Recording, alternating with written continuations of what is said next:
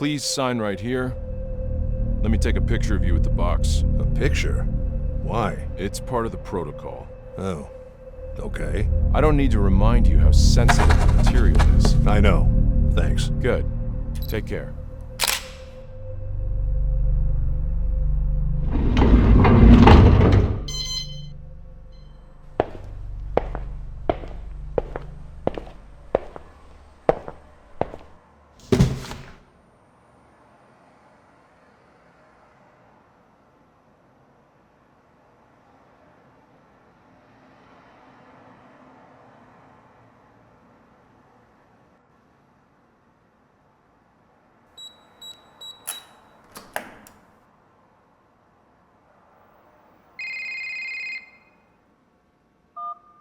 Russell, did you receive it? It just arrived. Good. Listen, priority is to find the real cause of death. Early reports indicate suicide, a drug overdose, but I don't buy it.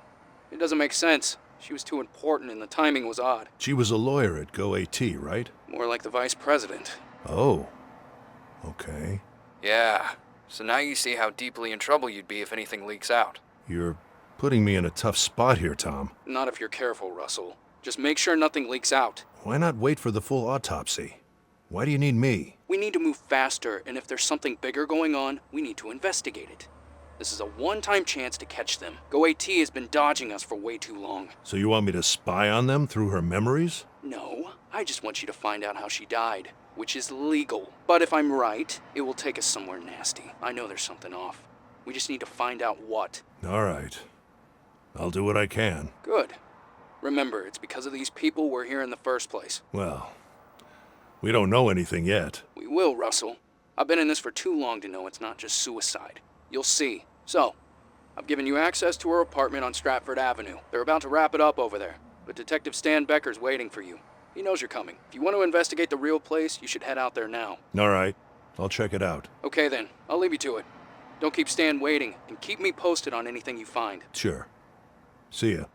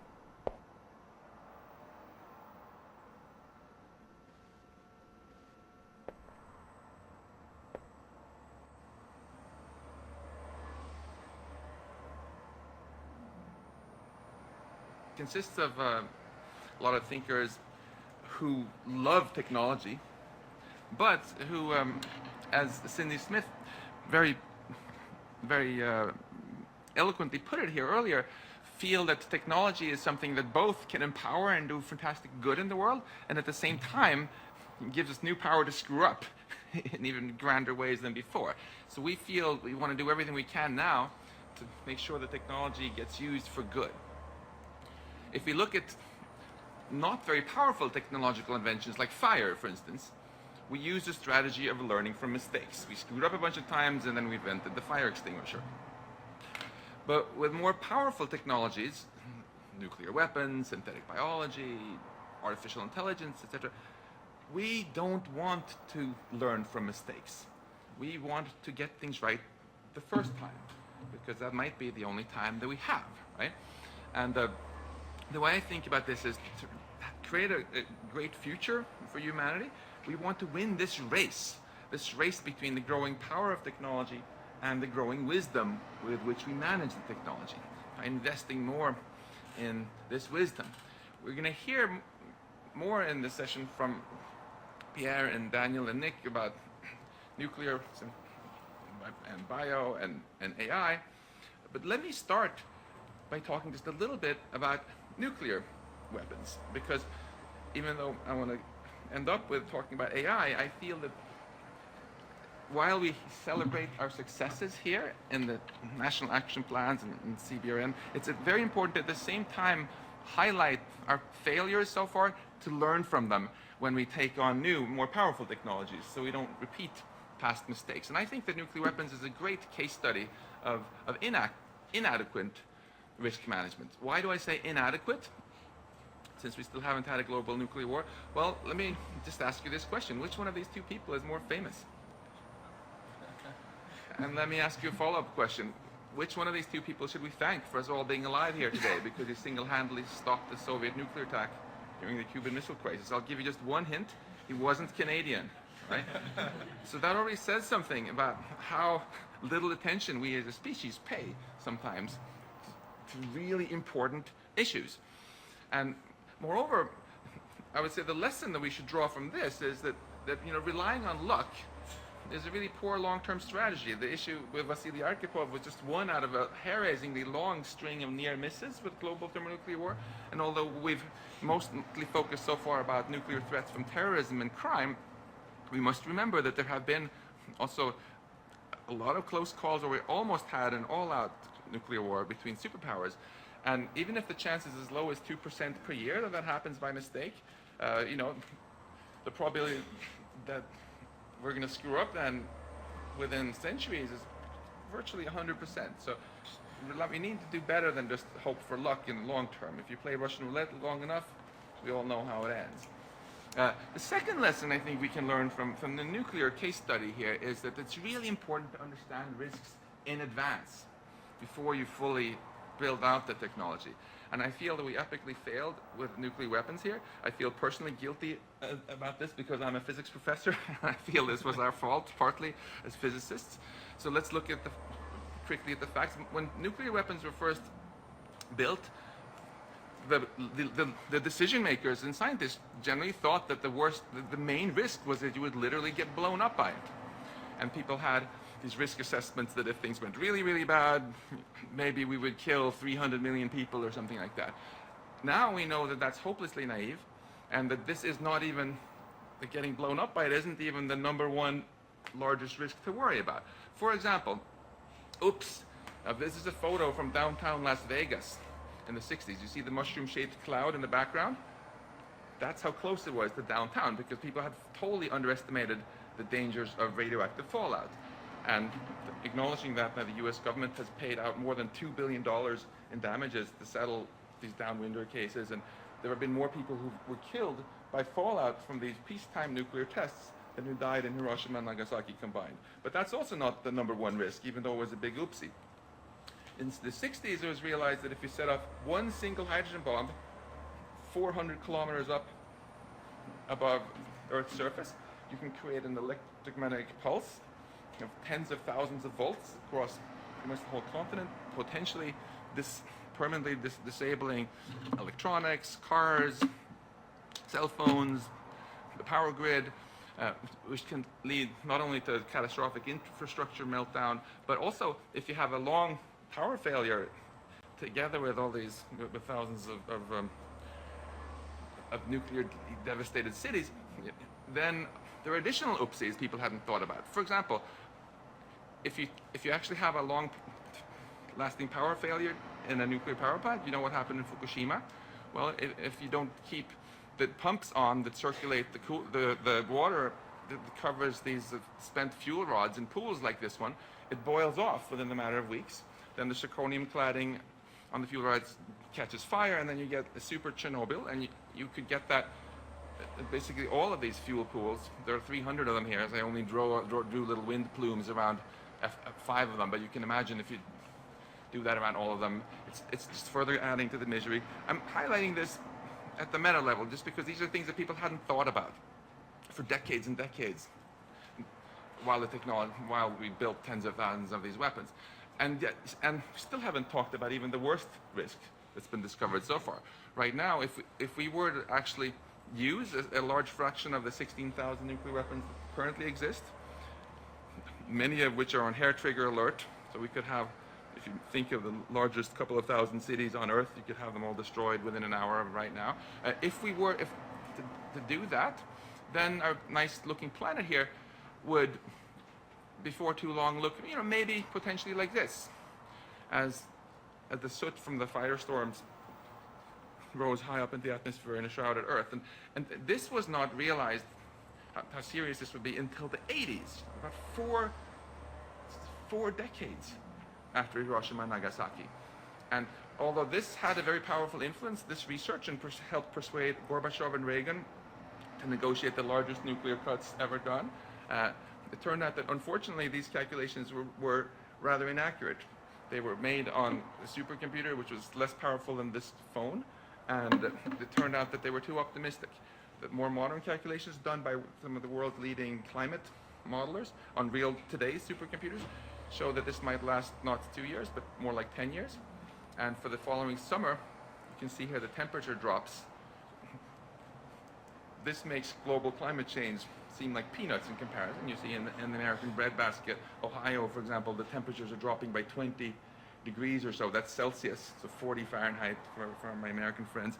And if you look in Russia, China, you get drops of like 30, 35 Celsius. What does that mean in plain English? Well, we don't have to be agriculture experts to realize that if this turns into this when you're going to harvest, it's not so awesome for food supply. And one doesn't have to make fancy calculations to realize that rather than maybe having a few 100 million people killed, as in some of the worst case scenarios that people had in the 60s, it's very plausible that the vast majority of all people on Earth would starve to death and then succumb to pandemics and other things that would have followed. No, not great. And the thing to take away from all of this, I think, is simply that this is an example of where we built the technology first and realized what the main risks were way, way later. And as we get more and more powerful tech, we want to learn from this mistake and really understand the threats first so that we can avoid them in the first place. So in that optimistic spirit, let's take a closer look here at artificial intelligence.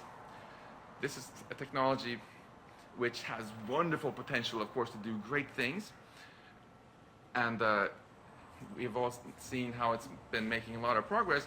The early progress in AI tended to involve, like when Garry Kasparov lost to IBM's Deep Blue, for example, good old-fashioned AI where some human programmers taught the machine to do something that it could then do way faster than Kasparov and beat him. Similar sort of old-fashioned approaches that are very successful now are self-driving cars, and to some extent when the Jeopardy Deep Blue this quiz show was won by IBM's Deep Blue. However, most of the most recent breakthroughs that have happened, and there's been a real amazing series of breakthroughs just in the last 5 years, where things that people thought would take decades to accomplish have now happened all of a sudden. Most of that stuff has involved a completely different approach, where the machine actually learns like a child.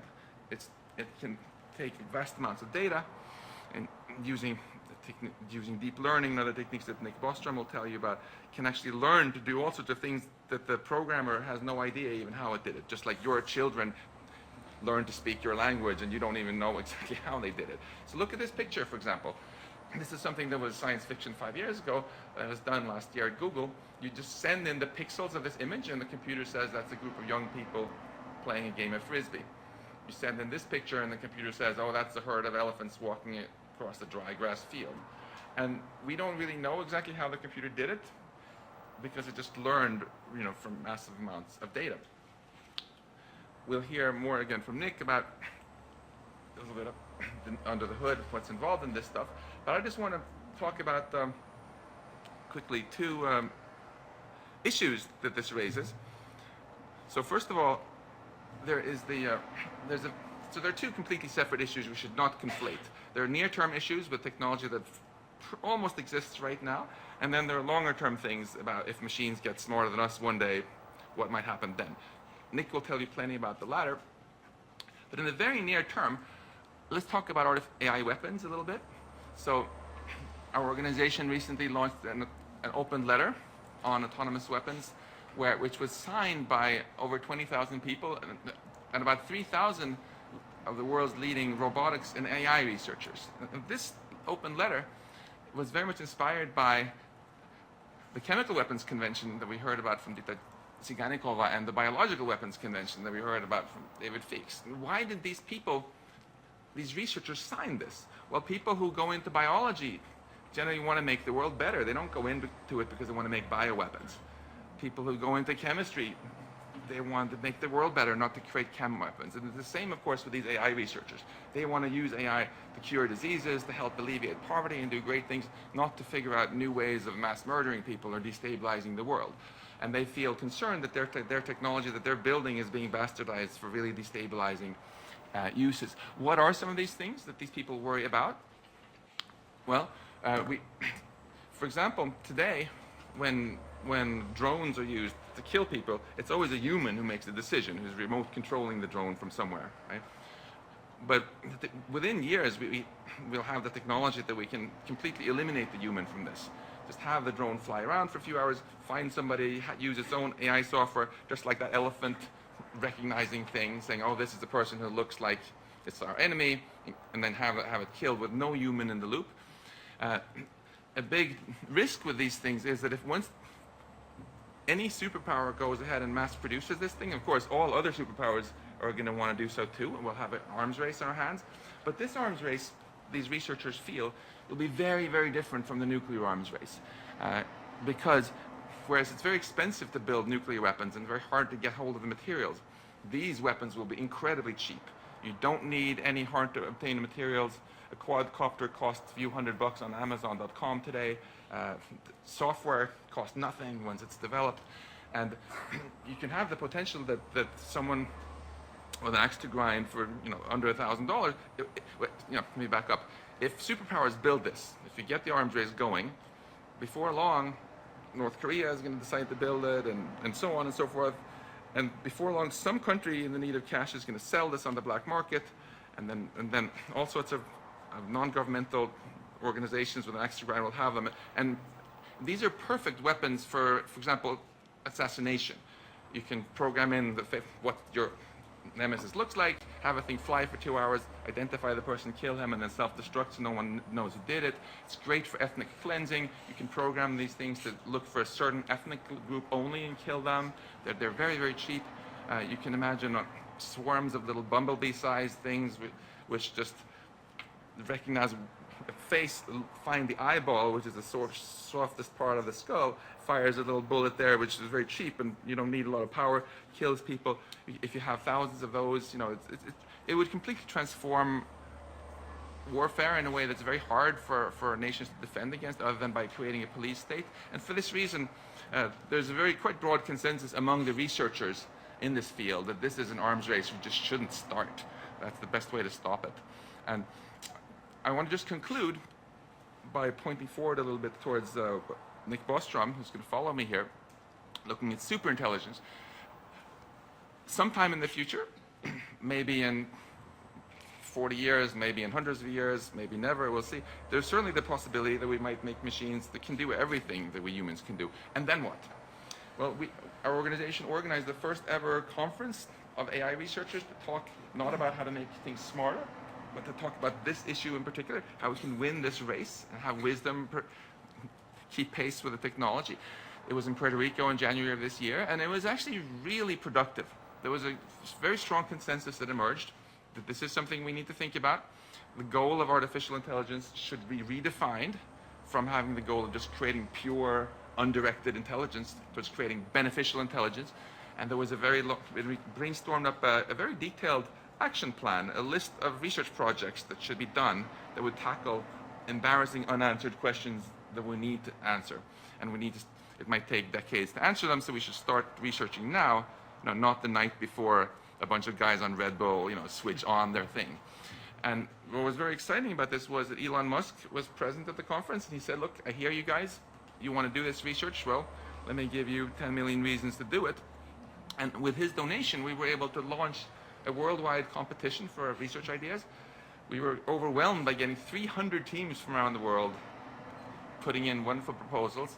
And it was very painful for the experts who had to review this to pick out winners, but 37 teams have now been selected and have started to work on this. And it is, I think, going to be very, very exciting to keep following how this develops. We view this as just a little bit of seed funding for the wisdom, and I would encourage all of you with resources of governments and big organizations to remember that if we want to win the race between the power of technology and the wisdom with which we manage it, we have to be mindful of the fact that almost all the investments right now just go into making the technology more powerful.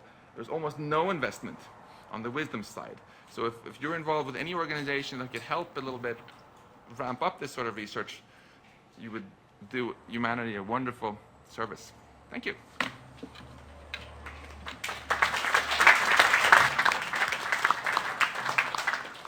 Max, thank you very much for this absolutely inspiring and wonderful presentation. We are now at Uniquely trying to invest in the wisdom side, certainly, and want to have you join us in this.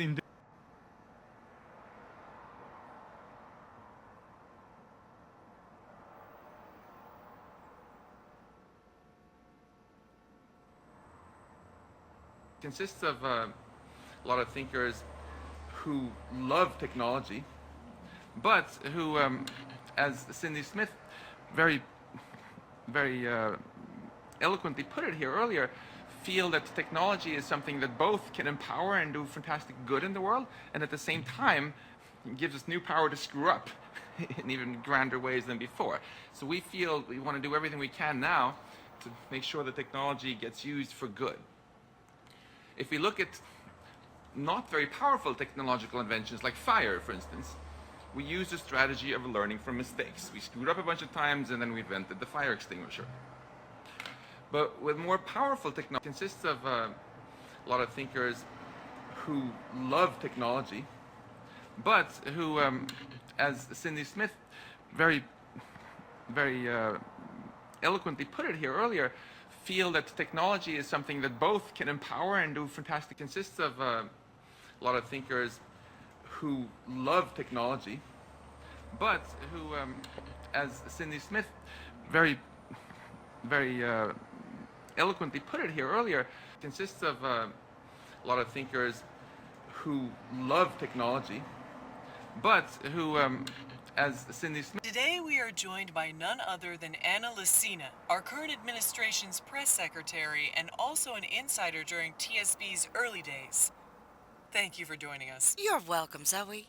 I have to say, no political players were involved in the formation of the TSB, although they did get a lot of support from Congress once their bill hit the floor. That's interesting.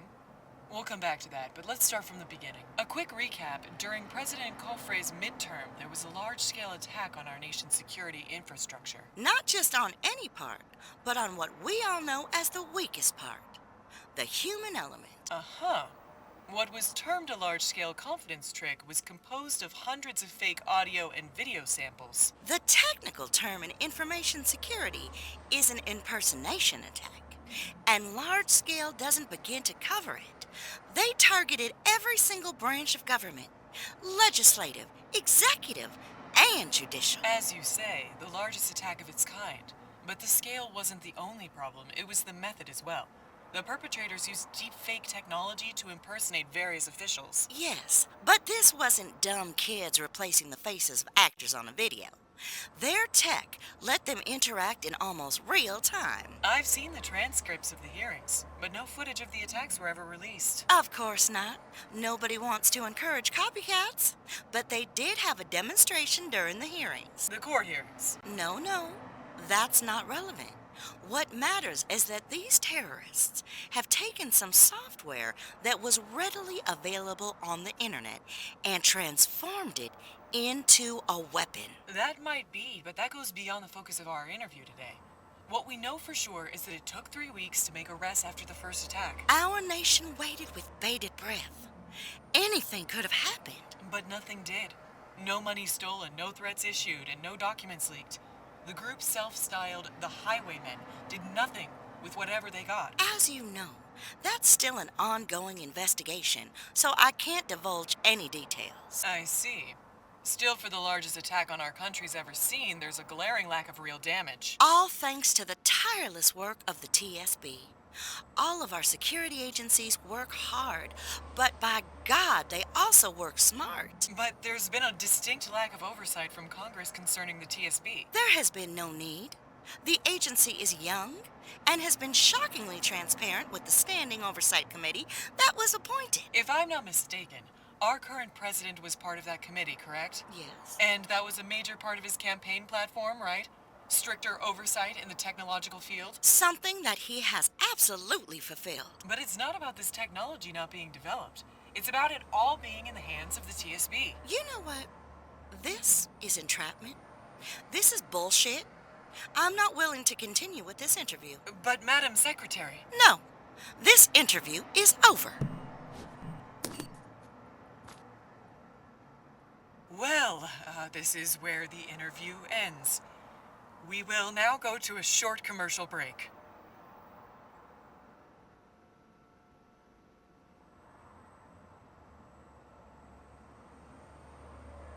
Today we are joined by none other than Anna Lucina, our current administration's press secretary and also an insider during... Today we are joined by none other than Anna Lucina, our current administration's press secretary and also an insider during... Today we are joined by none other than Anna Lucina, our current administration's press... Today we are joined by none other than Anna Lucina, our current administration's press secretary and also an insider during TSB's early days. Thank you for joining us. The end of subjectivity, the rational, scientifically reproducible and proven behavior of the mind. All patterns laid out. Error-free simulations, bridging the worlds of psychology and science. The end of the spirit. Are we prepared for this? Of artificial. In all my professional life, I never thought I'd get to see all this. In fact, Carl and I here never actually thought there would be a bridge at all, did we? Nope. Let me make an analogy using quantum theory. It's a good way to explain it. Okay, so in quantum theory, you have all these equations to try to understand the microscopic world. But to predict the macroscopic world, you need another set of laws and theories, right? We don't have a unified theory that works for both. Right, not for lack of trying, though. Yeah, well, in our case, we've always viewed psychoanalysis as an interesting way to understand the mind that is effective to an extent. But unlike what happens in quantum theory versus traditional physics, we didn't have much faith in that we were ever going to bridge the psychoanalytic world with neuroscience. We were, of course, aware that in both cases we are treating the mind. But who would have thought a concept, such as the unconscious, would ever be seen through the realm of neuroscience, and that the other core concepts of psychoanalysis could ever be simulated? It's truly like connecting quantum theory with traditional physics. A scientist's dream. Exactly. This could be the mind's Copernican revolution. It might be a turning point for humanity. If done right. Yeah. You have all these scientists and entrepreneurs that pretend they want to help people with limited movement only. That is all a fix instead of an upgrade. All normal. Carl's right. We have to be careful, and the public needs to be aware. By entering through science to the subjective experience of the patient, All symptom-based modern psychiatry, and all its categories and their corresponding drugs, all are going to be questioned. Drug companies are not going to like this, though. There will be a big pushback. Yeah, but it'll be too late for them. We'll make sure of that.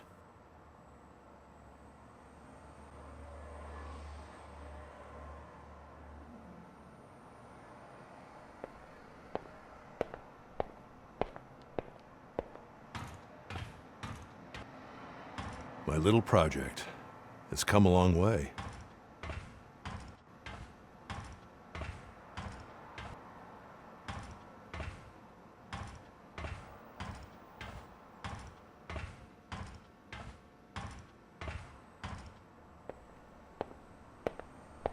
We're so close. Scanning and reconstructing in real time. The final problem is head movement. Everything's too invasive.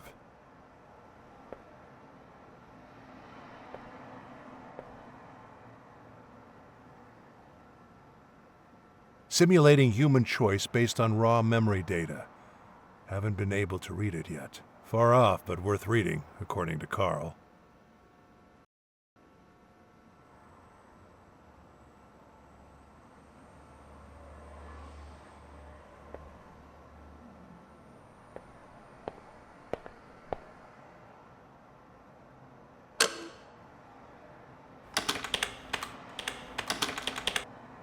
This'll take a while. I should visit her apartment while the memory gets ready. I've got nothing to put in there. Development logs of patch 1.2. Probably the most important update to date, and Carl's last contribution to the project.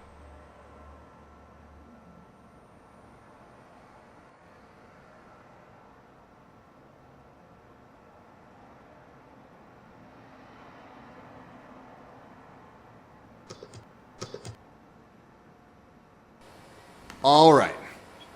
I have a temporary solution for when Evie can't interpret some part of a memory, but it requires manual input. So, let's say the data was a chair. While Evie can't interpret it is a chair, or where it should be, she's still able to produce a 3D geometrical output with sound, and that output is based on data which does have meaning. The problem is that it doesn't fit anywhere, and it doesn't make sense to her. So, what I did was to allow Evie to still represent this failed reconstruction in an encapsulated manner that we can look at inside the memory space, so we can interpret it. I made a quick interface for inspection too. So, in other words, we can now assist Evie at interpreting the data by using our special human skills. We just have to tell her what it could be and where it should belong, and she should be able to narrow the margin enough to make it part of the reconstruction again. Question. Is it always about something missing, like a chair or another object? Or can it be a subjective thing that doesn't belong anywhere? It could be a subjective thing, yes, but that would be rare, as it's more likely to become a subjective entity or part of the subjective environment somehow. Shouldn't be represented as missing data. Okay. Can happen, though. Would be interesting to see. Yeah. This is great, Carl. We're so close.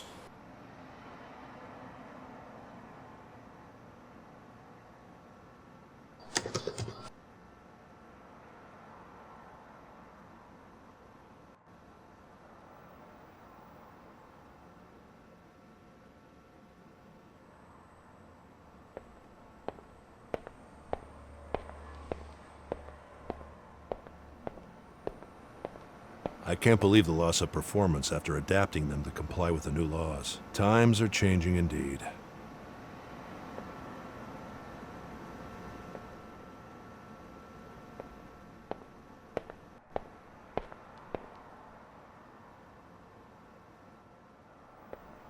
I really need a new partner. Hard to replace Carl, though.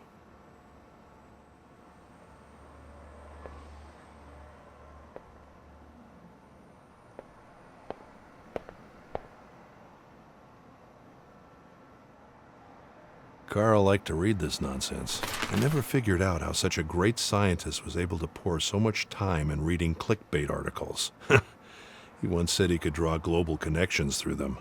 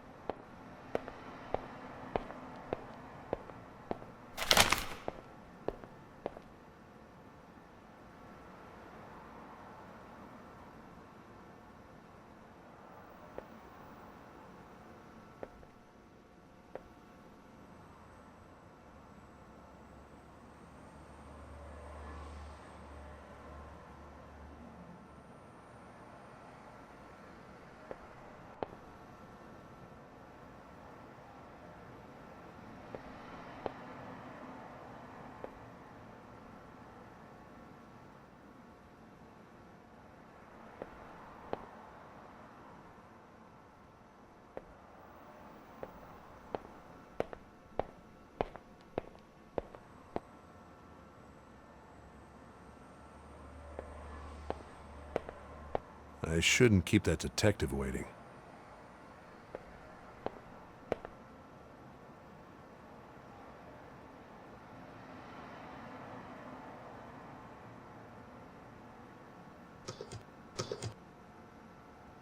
Okay. So, reason to celebrate. We can now make an objective reconstruction. So, it worked. My original approach didn't, but the machine learning approach did. These are your memories you're using, right? Yeah, for now. Cool.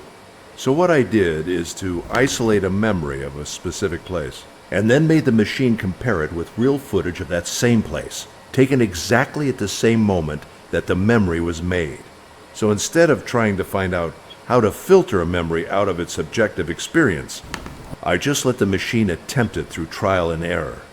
It basically iterates reconstructions of my memory by randomly filtering unclassified data, and the random reconstructions that match the footage the most get selected, and a new round of random reconstructions begin. Eventually, the filtering is narrowed down to data that is more and more reduced in size. And after a while, the solution is basically the same as the footage, just more glitchy and blurry. And did you test it with different types of memories? Nothing too extreme in terms of emotional distress yet, but yes, all types of memories and places. I've been carrying a camera for quite a while now. I like it, but I think that you still need a bigger test pool to truly call it objective. I mean, you could be introducing bias by how you're making these memories. That's true. But currently, the places consistently match in size, shape, color. The sounds are getting clearer. While it's not perfect yet, it's robust enough to be certain that if anything bigger than, for example, the size of a tennis ball appears in an objective reconstruction, and if that isn't too blurry or glitchy, it means it was just there. The error margin is simply too small now. Cool. Yep. And the cool thing is we can start classifying and understanding this data now by going backwards. Yeah, I want to take a look at that. It's all uploaded. Awesome, Russell.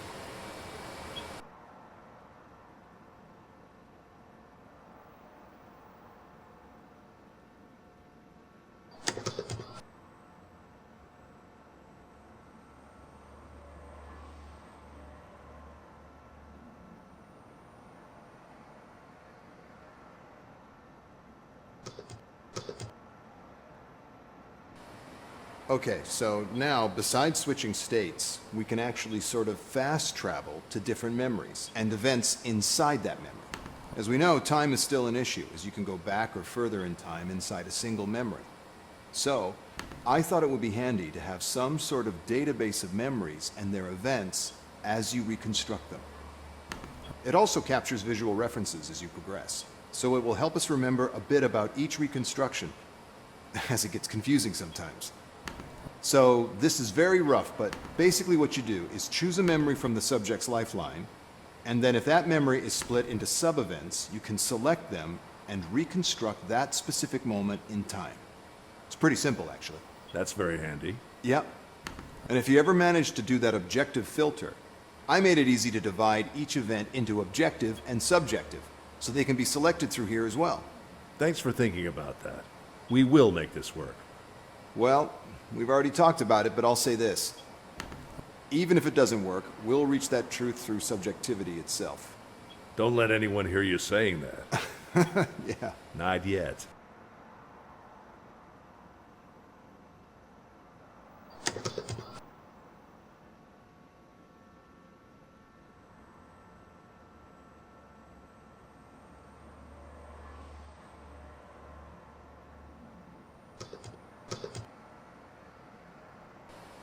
Very minor upgrade to the control panel this week. If we discover raw data, then try to use it somewhere, and then forget to pick it up, Evie will know where we left it, so she can recall it. I put a small input there in the control panel to do just that. Perfect. I'm absolutely going to forget them. Yeah, I was thinking of you. Okay, on my side, I coded a small feature this week as well. If you need feedback from Evie about anything, she can now temporarily use more resources to process it. Technically, she will use more RAM to freeze a lot of secondary processes and then continue from that image. And if the RAM is not enough, she'll use our disks. So basically, a lot more processing power will be available for a few seconds, and the memory shouldn't shut down. Perfect. Great.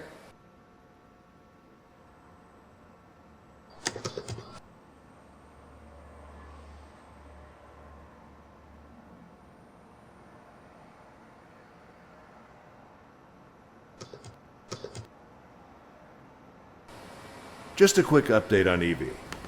We've uploaded a few more natural language modules that have really improved her speech. But the biggest upgrade is a module that allows her to learn from us. It does use some processing power, but it's worth it. The biggest gains occur when she is actually on a conversation and being challenged, instead of relying only on big data analysis. So since she's learning from us all the time, we should try to speak to her naturally. Be polite with her. Explain things. Correct her when she makes linguistic errors, and so on. The clearer our language, the clearer she'll be when trying to interpret data to us later.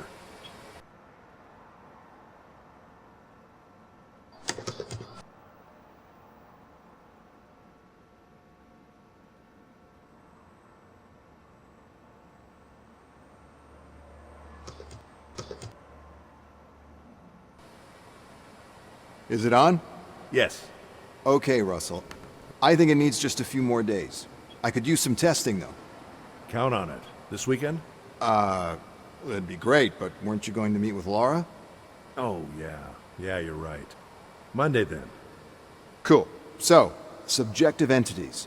As we decided, the understanding of subjectivity should be handled from different angles to avoid bias. So this particular angle is all about allowing the data to speak for itself, so to speak. I didn't want to rush into applying any concept we feel safe to talk about yet. So I first isolated data that had these characteristics: lack of particular location, lack of predefined shape, lack of overall consistency, a strong, erratic influence on other memory data, and of course that AI doesn't get close to interpret it. So with this data, instead of forcing Evie to interpret something out of it, I allowed it to sort of latch to human and animal behavior patterns. Let me explain this. I mapped thousands of different behaviors into patterns, and then allowed the machine to brute force similarities between these patterns and the original uninterpreted data. If these are found, they can complement each other, because after a while, the data will have some behaviors more suited to itself than others. And with a little push, they can work as a vehicle to express the data.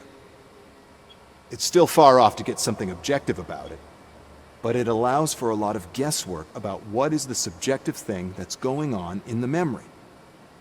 For example, let's say the subjective data is some sort of tense nervousness.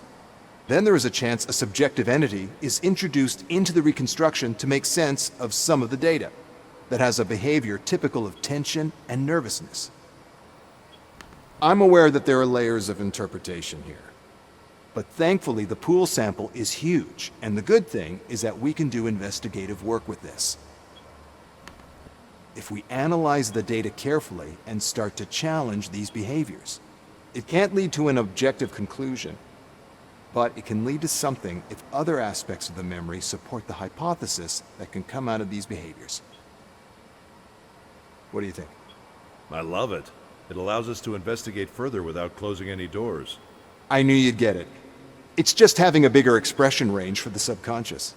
That's all we need for now.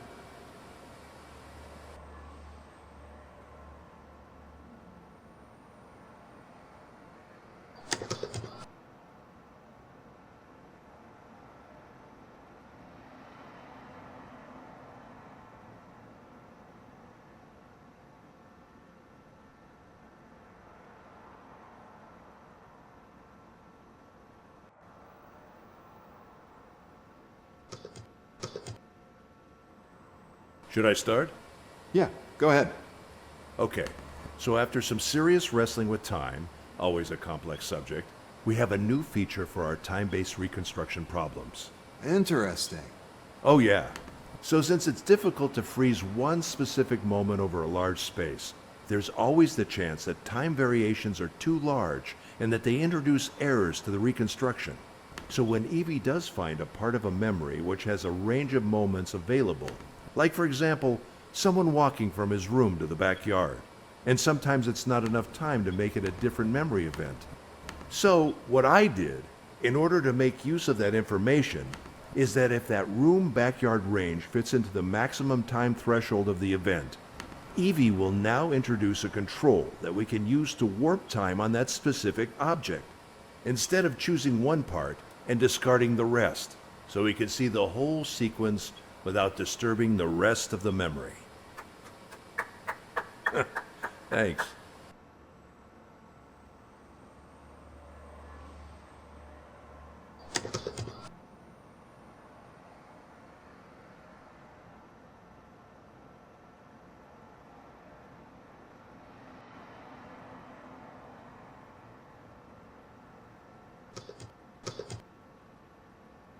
Should I start?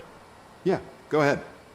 Okay, so after some serious wrestling with time, always a complex subject, we have a new feature for our time-based reconstruction problems. Interesting. Oh yeah. So since it's difficult to freeze one specific moment over a large space, there's always the chance that time variations are too large and that they introduce errors to the reconstruction. So when Evie does find a part of a memory which has a range of moments available, like for example, someone walking from his room to the backyard, and sometimes it's not enough time to make it a different memory event. So what I did, in order to make use of that information, is that if that room-backyard range fits into the maximum time threshold of the event, Evie will now introduce a control that we can use to warp time on that specific object, instead of choosing one part and discarding the rest, so we can see the whole sequence without disturbing the rest of the memory. Thanks.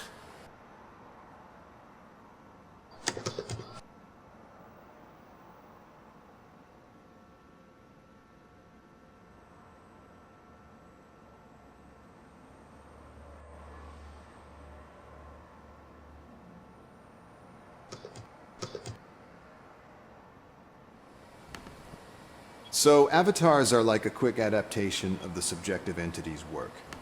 After a while, we've been able to classify subjective entities based on a few characteristics, like aggressiveness, amount of reaction to the other elements in the memory, and a big list that we can go through later.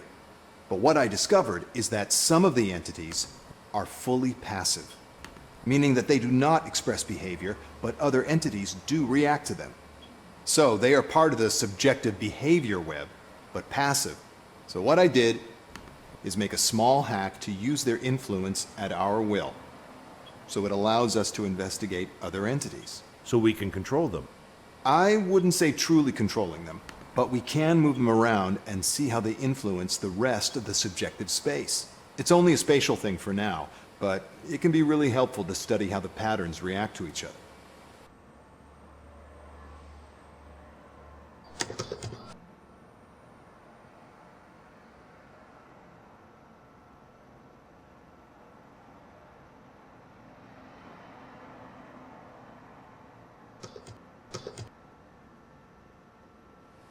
Okay, still working on the on-the-fly scanning project. It's still a long way to go, but I'm moving in the right direction. The head needs to be fully constrained, though. That's what I'm solving right now. Just moving a bit slow with everything that's happened lately. Yeah, logs will probably stop for a while, until things normalize a bit.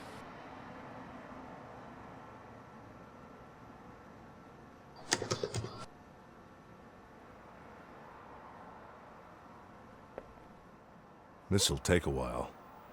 I should visit her apartment while the memory gets ready. There's been a lot of shutdowns lately, and this building's electrical grid is just as old.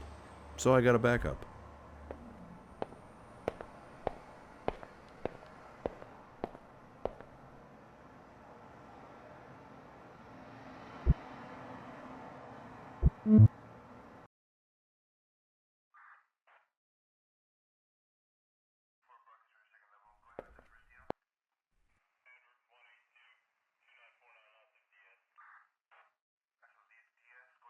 Hey, Russell, right? Tom said you'd come. Feel free to take a look around, but don't touch anything. And let me know if you have any questions. Was she going somewhere?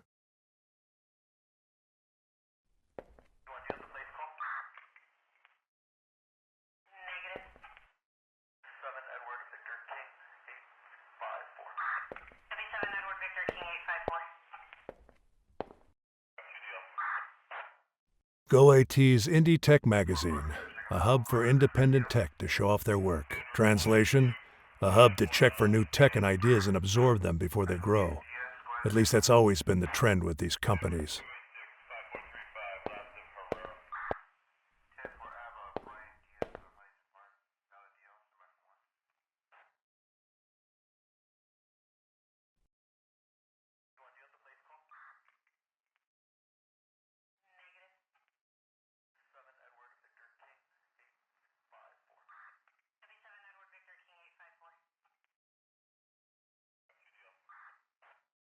Quite a view. GoAT's new project.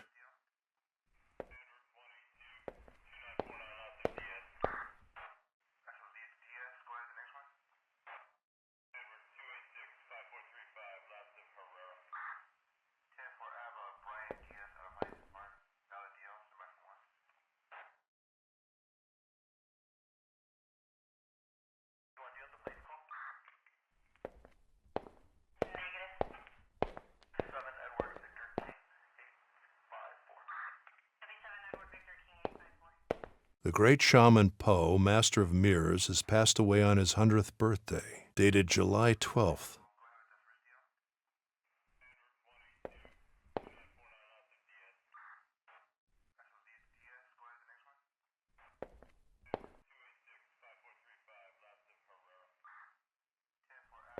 Probably her last meal.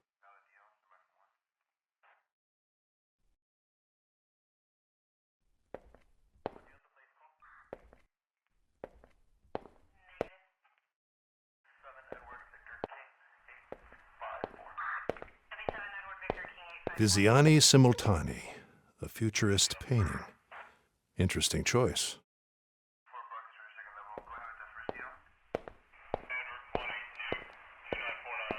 It's getting late.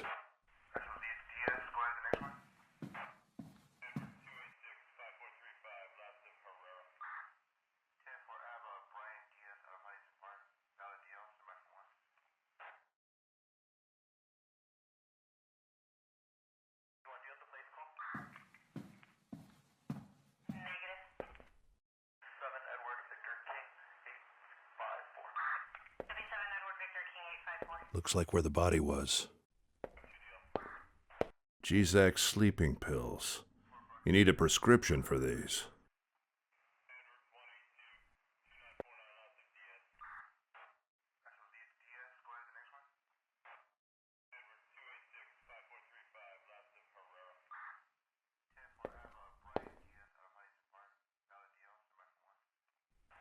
Bloody footprints. She probably stepped on the broken shards. Vomit. Broken. Looks like something was thrown at it. Broken. Looks like something was thrown at it.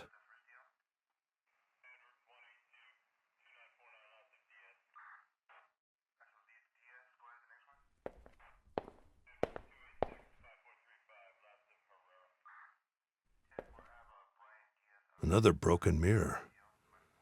I don't think it's a coincidence. Clearly she'd been drinking. Looks like an expensive mask.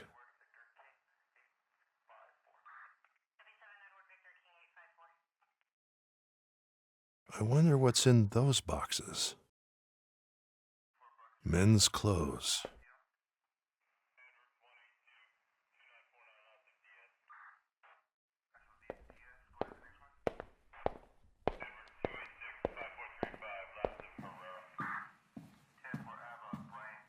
Goes with the style of the place. Yeah? Do you have any theories about what happened? It's a little early yet, but everything points to suicide. There are lots of loose ends as to why, especially considering who she was. Her laptop, for example, is gone. We haven't been able to find it, so who knows how deep that thing goes. Even so, I don't think there's a possibility someone sneaked in and forced her to take some pills somehow. But don't take my word for it. We don't even have the full autopsy report yet.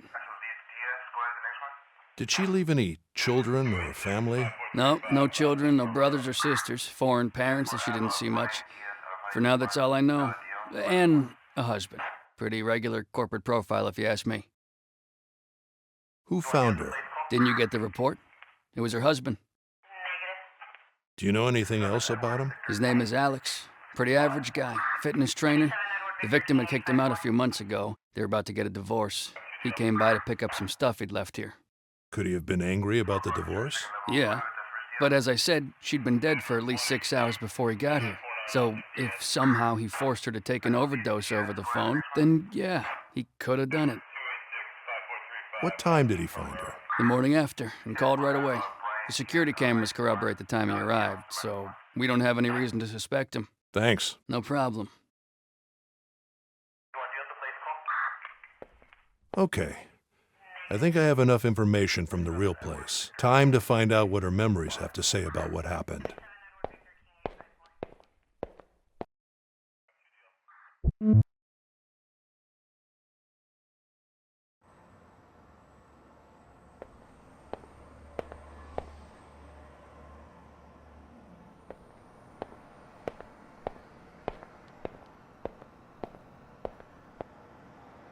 Upload is ready.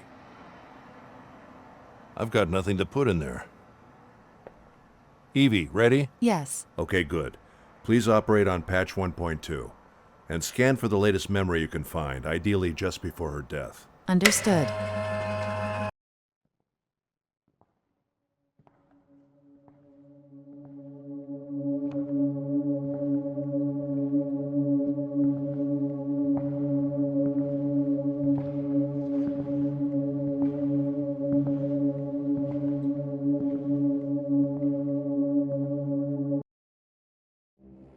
So this is when she died.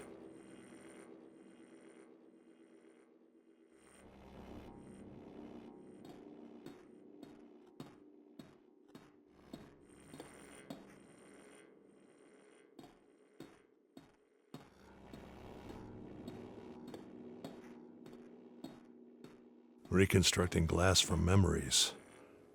I don't think we'll ever get it right. Afternoon light.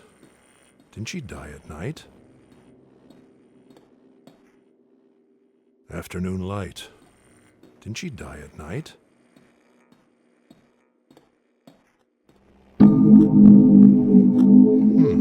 Interesting glitch on the clock.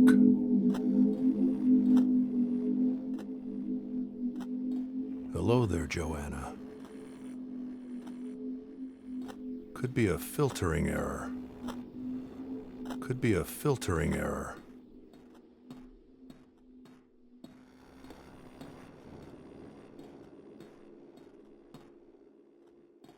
Lots of missing information here, Evie. This doesn't seem to be the right moment. Yes. I wasn't able to pinpoint any further coordinates. Objective data is incomplete. Reasons? High emotional state. She might have known she was going to die. Is there enough data to reconstruct a subjective state of the memory? Yes. Good. I'll enter the subjective state and see what I can find. Subjective reconstruction was successful, but I couldn't interpret all data. It's fine, Evie. Subjective interpretation is tough for any AI, even a special one like you.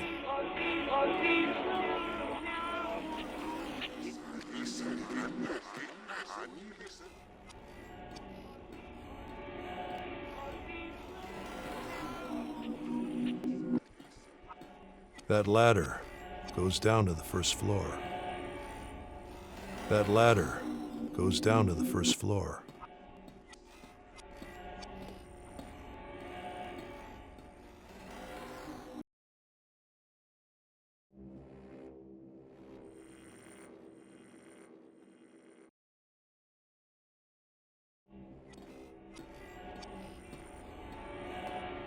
Could this be her as a child? There was something here in the objective state.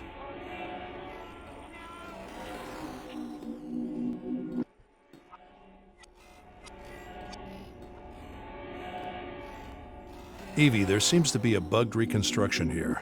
No way to fix it, right? There is incomplete data linked to this coordinate. Shouldn't be too far.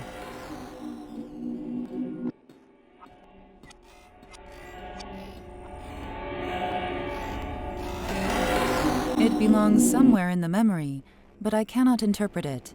I need to know what it is and where it belongs. All right. I'll study it and put it in the right place.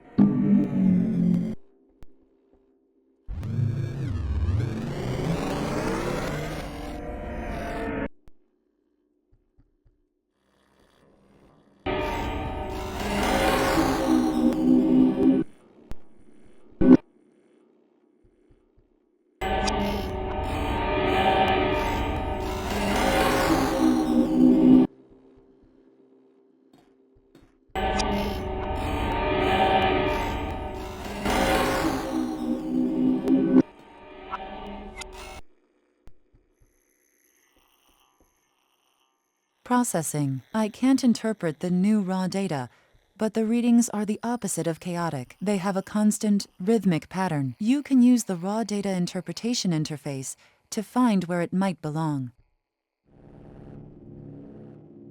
Processing. I can't interpret the new raw data, but the readings are the opposite of chaotic. They have a constant, rhythmic pattern. You can use the raw data interpretation interface to find where it might belong. Reminder. At your discretion, I can momentarily free memory and processing power to deliver more accurate feedback. Processing. I can't interpret the new raw data, but the readings are the opposite of chaotic. They have a constant, rhythmic pattern. Evie, do a match with clock data at this spot.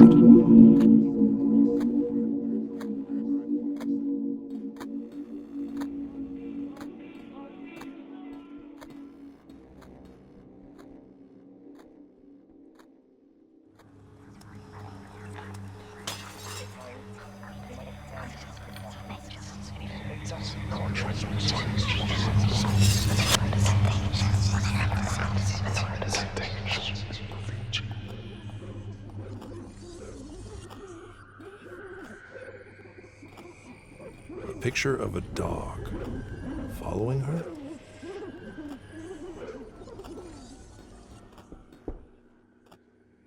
Someone's knocking at the door. Someone's knocking at the door.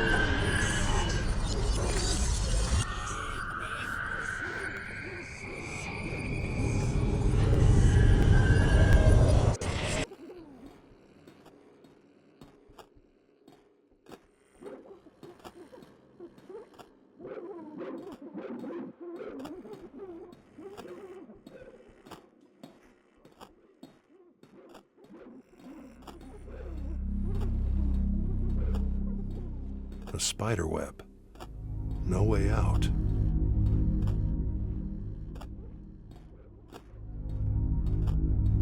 No mirror. Processing. I can't interpret the new raw data, but the spikes in the readings suggest an intense, violent moment.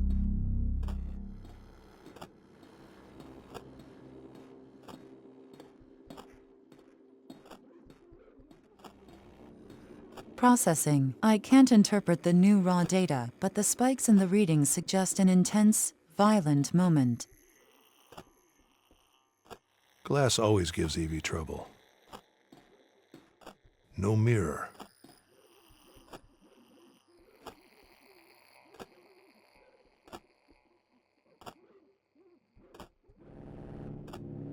No mirror.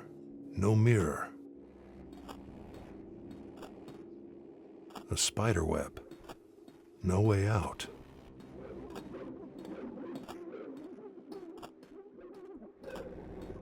A picture of a dog. Following her? Processing. I can't interpret the new raw data, but the spikes in the readings suggest an intense, violent moment. Her laptop. If it's in the objective state as well, then somebody did take it.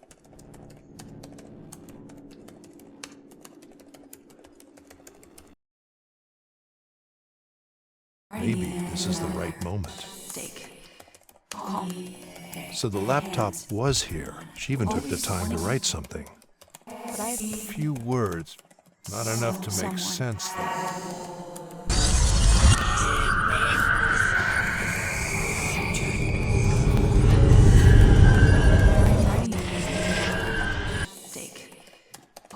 So the laptop was here. She even took the time to write something. Someone.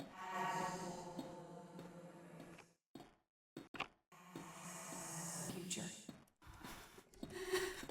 I'm writing mistake. Call me day. Hands, everyone. Always wanting. A few words. Not enough to make sense, though. Someone.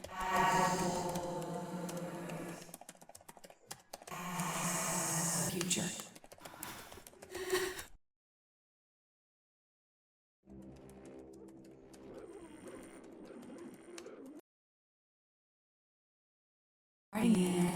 So the laptop was here. She even took the time to write something.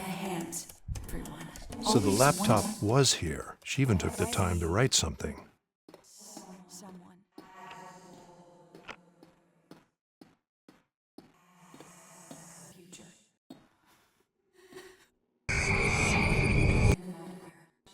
Nobody here.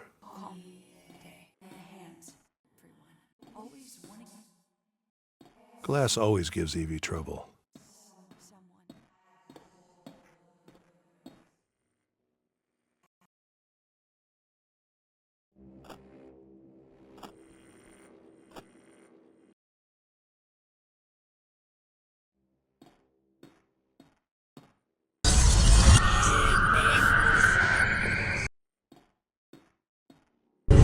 Evie, do a match right here with a mirror being violently broken.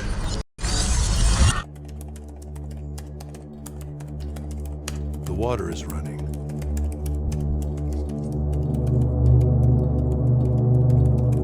The mirror shards are making a trail to the bedroom. What is this hand doing here?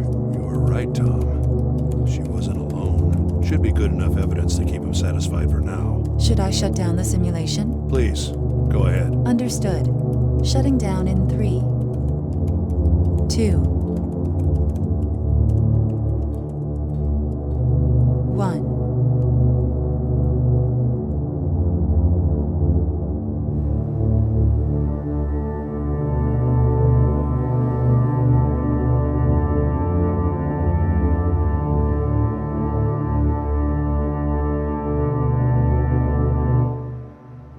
Hey, Russell. Any good news? It wasn't a clear reconstruction, but I managed to get some objective evidence. There was a clear hand next to her, just when she was lying on her bed, and the pills were all over the floor. So it seems you may be right. There was definitely somebody with her. A hand. That's all you could find? Well, Tom, I'm just getting started. Her last memories are fuzzy, and that's probably because of the psychological stress she was under. The fact that she wasn't alone is a good start. Yeah, good to know. But we need to know who it was so we can do something about it. I'll keep looking, Tom. Let's just hope the rest of the memories are in better shape. I hope so. Did you find anything else? I saw her laptop. I could hear her typing something. You guys didn't find it at the crime scene, did you? Somebody did take it. But whoever did is a ghost. We saw the security cameras. There was no one. All right, this is getting interesting. What else did you see? I saw a lot of other things. I just need to understand her unconscious better. It's fine, Russell. Just keep looking, but I need something else from you. We need to get into her private email. The password? We were able to hack the words, but there are 3 numbers at the start that we don't know. We have only a few shots at this, so that's why I need you. Her password? That might be interesting to find. Hey, I'm liking this attitude. I was expecting some moral and legal sermon. Well, it's not like I'm not worried. The new regulations are like stepping on glass. Don't be. You're doing what's legally right. Just send us a nice and clean scan and inspection report as required, and there will be no issues. I'll do what I can. Good. We're counting on you. The password ends with Namas. N-A-M-A-H-S. But it's preceded by 3 numbers. We have 3 to 4 tries with this password at most. So when you have something, call me. I will. See you, Tom. Bye, Russell.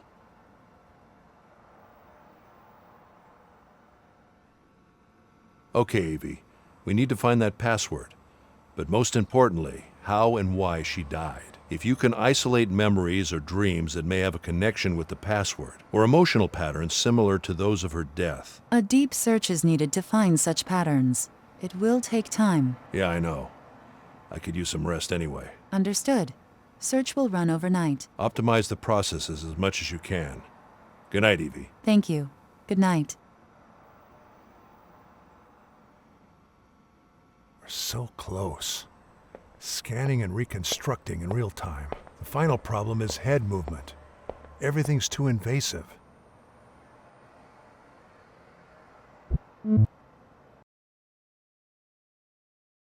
Home sweet home.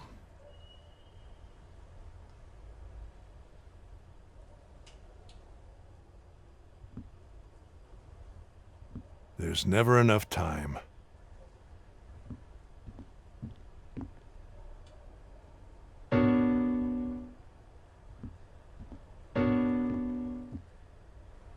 A quiet night in my mostly quiet neighborhood. Sometimes the best work happens at home.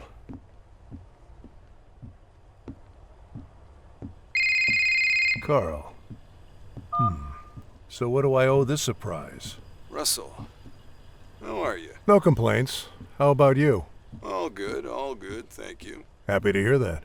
Hey, I sent you an email. Okay. Yeah, and for some reason I felt like I should call you. It's nothing serious, just wanted to call you personally and tell you that, well, you know, wanted to say that regardless of our professional differences, I'm still here, if you need me. I know you know that, but I felt like I wanted to make it clear. There's no need, Carl. I know we're good, and it's never been personal, you know that. I know. I just wanted to make sure you knew where I stand.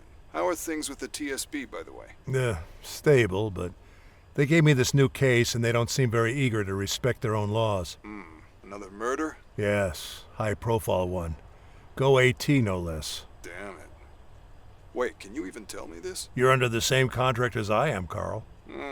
I wonder if it will ever end. I should probably notify them.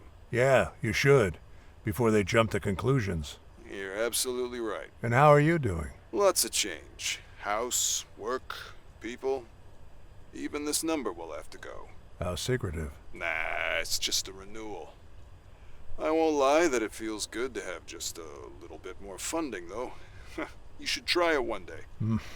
I bet it does. But you know... You gotta finish your work. I know. Anyway, Russell, I'm glad to hear that you're okay. Let's be in touch, all right? And make sure to check that email I sent you. Sure, I'll read it. Good. Bye, my friend. Be safe. You too, Carl. Take care.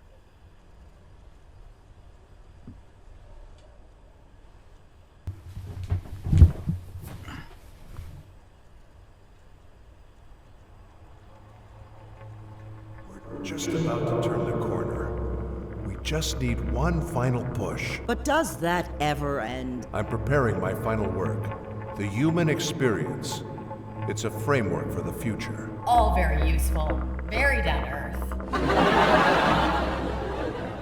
Well, technology has changed the world many times for good or bad. But you could say that we have adapted, in a way. But can we adapt forever? Take the internet, for example. A great invention, even though it's presented some serious challenges to society. We're still alive. Now imagine if something as world-changing as the internet happened every year. Then add anti-aging technology to the mix, or technology to improve our brains. Maybe add general AI, all in that same year. And perhaps a new type of bomb. Can we catch up and adapt fast enough? Or will we lose control and leave it all to chance? Or to a group of companies? Or maybe we'll create too much control and leave our fate in the hands of a few politicians. That's down to earth, I'd say. What do you think? So what are our options? I think the scary thing is not knowing. We have to imagine that there's a powerful creature in front of us being fed by our creativity. It's not good, it's not evil. But once awakened, it'll change our civilization forever. We just have to be ready. That's why we need to create a solid ethical framework for the things we want to protect, so the fabric of society doesn't break. Naive. Okay, about one particular scary technology. Now that we have such advanced brain scanning tech, do you have any hopes of outlasting your body? Or do the possibilities of that make you even more worried?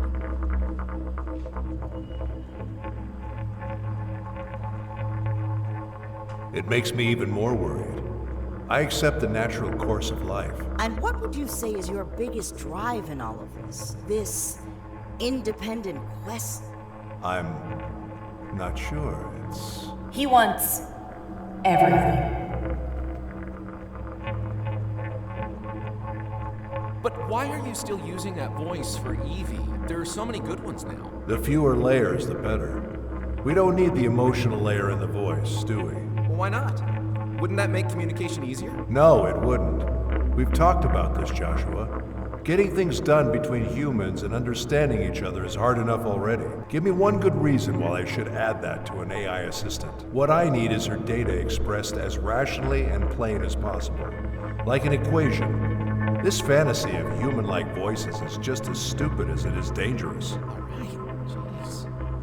Maybe you should add the emotion to yourself. Excuse me? Nothing.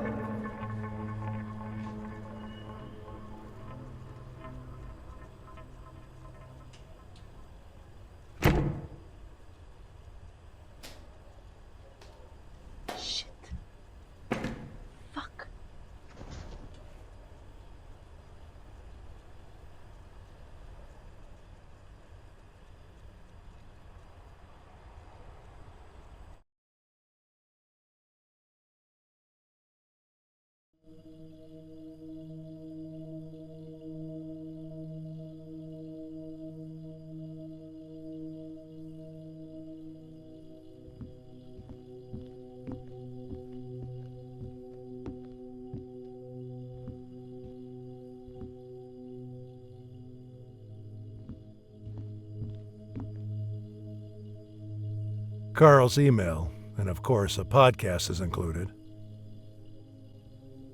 You know what? I would never have thought that. It's amazing. It really is. I mean, your parents must be very proud. Congratulations to all of you. Thanks, Phyllis. Coming back to your work, you've been there from the beginning, am I right? Yes, we were less than 15 people, I think. It was like 30 years ago, a few months after the company started. And now you're head of technology. That's right. Amazing.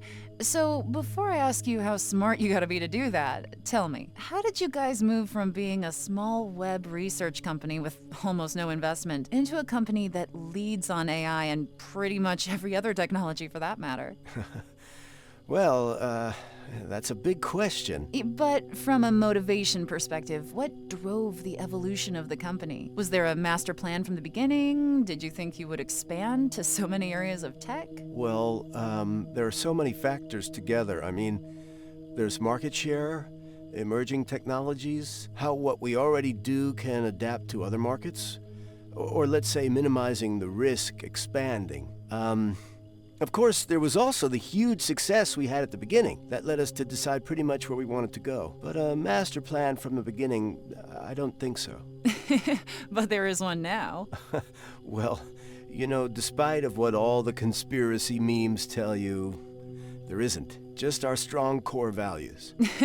Yeah, helping humanity with technology, being the good guys, yada yada. Well, yeah, that's what we do. Yes. I just remembered a picture I saw like 30 years ago, showing Bill Gates' head next to an alien skeleton. The magazine found all these similarities and urged you not to use Windows. Well, I've seen thousands of those, and they won't go away. It's funny that despite all the good a company can do, how transparent it is, you just can't erase that. It's just part of who we are. Exactly. But this leads us to one of the topics that has us here, right? Not everybody thinks you are on the right track, especially with the AI department. And we're not talking about your traditional conspiracy theory. Yes. And some of them are influential, well-respected people. I'm sure many know who I'm talking about. But yesterday, a letter appeared on the web, and it did cause a lot of noise. For the people hearing us now that don't know about it, it was from Mr. Carl Chasser, a very respected psychiatrist and scientist. This letter criticized GoAT's latest announcement, which did, in fact, make the world very, very happy and excited. Not him, clearly. Not him. Well, he criticized it for completely missing what's essential and saying it could lead to the worst step in our evolution ever taken. Yeah, well... And give me a second. Then he says a number of reasons why this shouldn't be accepted by governments, and goes on explaining in a very, if I may say, and this is only my opinion, in a very sort of poetic but cryptic way. Well, to be honest, I wouldn't know where to start answering the letter, because the attacks are so surreal that we sort of would have to study the letter first and try to find out its meaning. Yeah, it is cryptic. Exactly. And you know what? I'm sorry to say this, but that is a very pedantic attitude. Pretty common along some intellectuals, actually. I mean, when I try to explain something to people, I don't try to confuse them first, you know? He's more than welcome to participate with his opinion. We know he's doing incredible research about the human mind, but certainly this doesn't help anybody. I don't think he actually understands what we are doing. He is incredibly paranoid, and he is full of dangerous mysticism. He's putting in our hands the responsibility of crushing surreal things that nobody understands, while in fact, what we are doing is increasing quality of life by a big margin, and nobody can deny that. Let me tell you this. Nothing we are doing is secret. Everything is what people want and need, and we are delivering it proudly and transparently. With all due respect to Mr. Carl, I think he has a romantic and dangerous view of staying behind in progress, and pretty typical of this whole go-back movement, too. You know, that's the impression I get as well, that he is incredibly paranoid, and despite how well-written his letter is, his reasons are more like theories, based on other, more cryptic theories. Let me read a small section of the letter for those that haven't read it. All right. It says, "We are like reptiles that not long ago were fish, exploring the land for the first time, seeing how the rays of the sun blur through the water that gently covers our eyes. While we cannot yet explain or even wonder about this moving painting in front of us, we are inevitably inspired, seeking peace in the heat while we get to be one with the land." Then he goes, "Our greater tools are not the ones we know best, but all the complexity that hides behind our minds. Here we are now, beautiful reptiles, so far away from being human, thinking that because we found the trick behind the blurred sun, we now see far enough to define the range of what can be seen, and the full reach of our desires." I actually like the way he writes. And the fact that he is a scientist also is what makes people follow him so much. Well, that makes him intriguing, but does he give any real argument? Does he make any real point? Because you can't argue with poetry like that. That's not science. How much do we really know about his research, for example? I don't mean to discredit him or his partner, but we are talking about empiric, scientifically proved improvements here. That can only do good. So really, this romanticism is beautiful, but empty. When we went to the moon, you could have written a beautiful poem about the Earth and our lost relationship with it. And I bet that did happen. And it would be pretty and make sense, but would it have meant that we don't have to reach for the moon? It's like, well, I don't even know how to answer him. I agree in the fact that the letter is almost like a poem, but he does give a few reasons, however cryptic. Would you like to go over some of them? We have a few minutes left. Of course. Okay, here's one. What they want to do is mix the unmixable. If you reduce human behavior to problem solving, then this problem solving eventually leaks into communication. And this communication is derived mainly from trial by error testing, since it would be an overpowered asset. However deep it might have been, you encourage a unidimensional form of life and you cripple all other dimensions. This isn't a problem on paper, but psychoanalysis has taught us that there is a balance between real accomplishment and effort. And from this balance, many forms of communication are partially generated, art and culture being two of them. If you suppress this with automation, you might end up needing it on a much bigger, dangerous, and ultimately unsatisfactory scale. It's a complex one. Okay, first, as I said, first we have to interpret all this from thin air, since no references are provided, and then accept the fact that there is no evidence provided as well. This should be enough to undermine any scientific discussion, but let's give it a shot. I think that what he is trying to say is that by improving ourselves with AI, we are basically destroying our social ability, our full spectrum as human beings, and even our chances to be happy, right? Yeah, I think so. Okay, so let me ask you this. So how is it then that with all the technology we already use day to day, the world is actually a better place than any other time on Earth? I do think there are arguments against that. We have our problems, but we are healthier, better fed, more educated. While AI houses do everyday things, we can spend that time with our friends, family, reading, or exercising. We die older. We have never cured so many diseases, and the list goes on. The bad side of things, like global warming, poverty, or kids stuck on cell phones, are not technology's fault. It's us who have to learn to harness its power properly. Teach our children, like we controlled fire in the past, when we didn't even know how to write. In fact, we believe technology will bring the solution to these things, not politics. So this announcement is about the next step of that help. Less problems, more time, and even more energy to think big, to solve maybe even bigger problems. It's like using a calculator. You can do simple equations with your mind, a pen, and a paper, but you can't simulate quantum behavior without the help of a computer. So it's time the calculator becomes something more essential, something your instinct can depend on and use in a split second. It's just a tool. It doesn't stop making you who you are. That's just paranoia, the same that appeared on every other technological advancement. This is no different from other advances.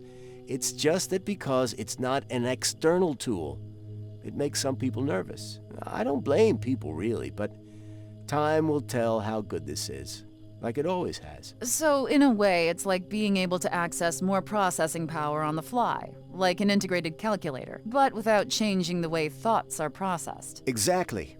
You will just have more tools at a faster speed without the need to use your cell phone or charge it. And therefore, we may make better decisions and solve more problems. Right. It will enhance your creativity and your life in general, but it won't change who you are, your emotions towards other people, and the way you socialize. You can have a drink from time to time and have a good laugh for no reason. It's only a fast access tool. I want to try it. You and everybody else. Okay, well, I think we're running out of time. Let me ask you one more thing. Go ahead. Do you have a master plan involving alien species? Oh, you got me. I knew it. Thanks for coming, Ted. I hope you can join me again soon. Just say the word. Okay, ladies and gentlemen, Ted Baza, Chief Director at GoAT's AI Department, once again kindly coming down to talk a bit about technology and the future. Thanks again, Ted. It's my pleasure. Now, let's get back to some music, and later I'll leave you with the great Rosemary and her new selection of today's artists. See you soon.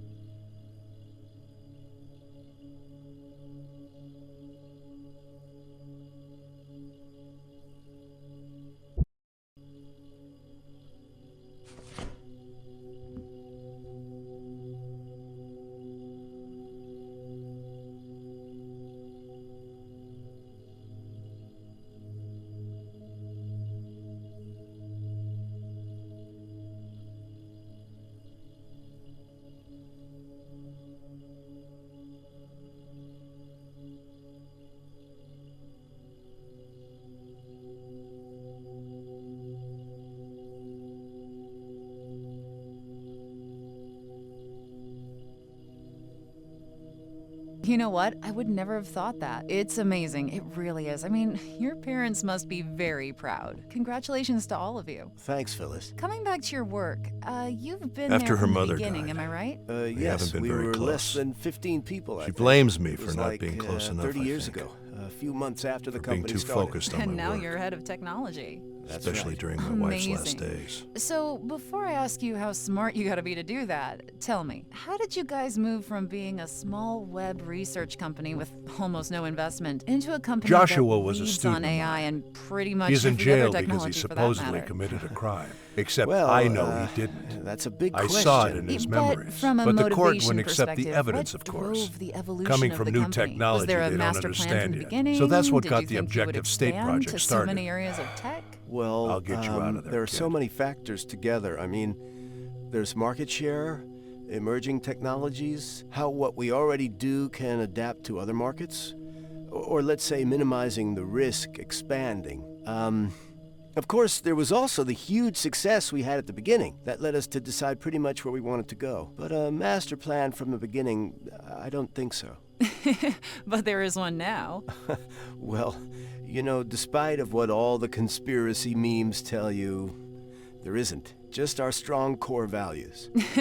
Yeah, helping humanity with technology, being the good guys, yada yada. Well, yeah. This that's is what we Marie do. Tsu's Yes. speech I just when remembered a receiving picture I UN saw award. like It was about 30 AI, years ago, the showing future, Bill Gates' and this head building's next design. to an alien skeleton. They The seem to magazine be found all already these using it. similarities She and seems to be quite urged you optimistic not on to what can use be done. Windows. Well, I've seen thousands of those, and they won't go away.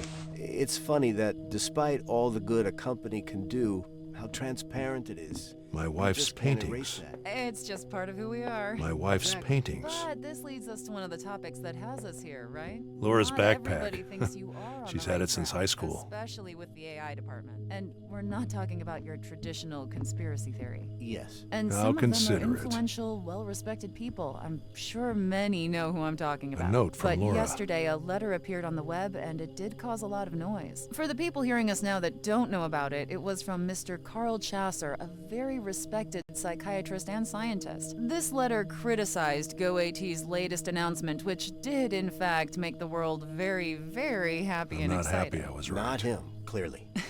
Not him.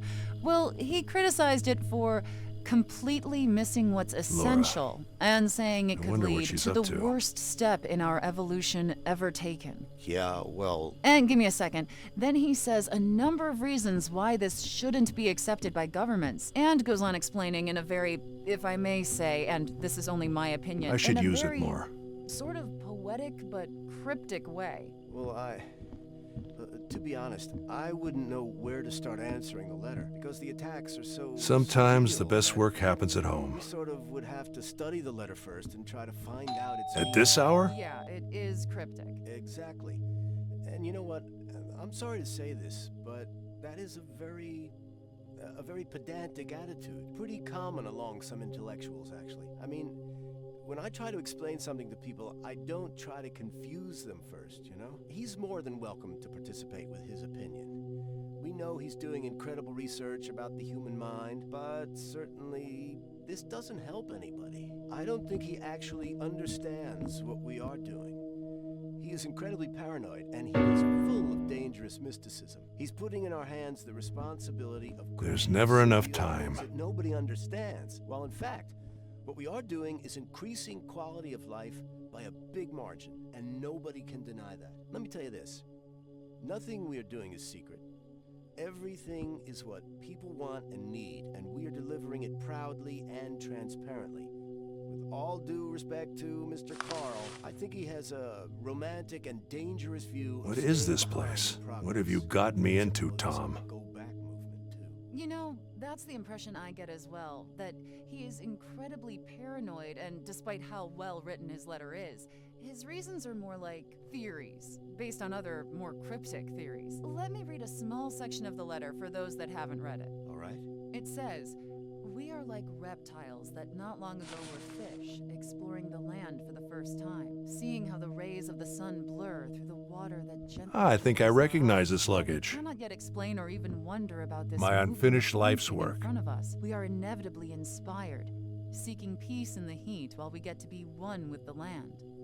Then he goes, "Our greater tools are not the ones we know best, but all the complexity that hides behind our minds. Here we are now, beautiful reptiles, so far away from being human, thinking that because we found the trick behind the blurred sun, we now see far enough to define the range of what can be seen."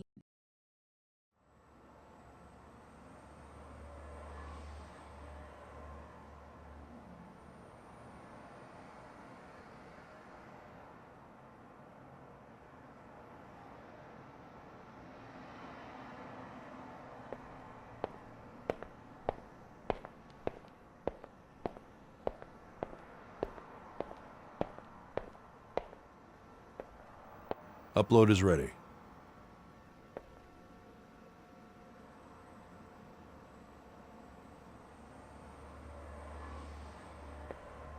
Hi, Evie. Before asking about the overnight scan, I need to get a letter scanned. Anything you can find on it is useful. Understood. Please leave it in the scanning hardware, and I'll do my best. Okay, here it is.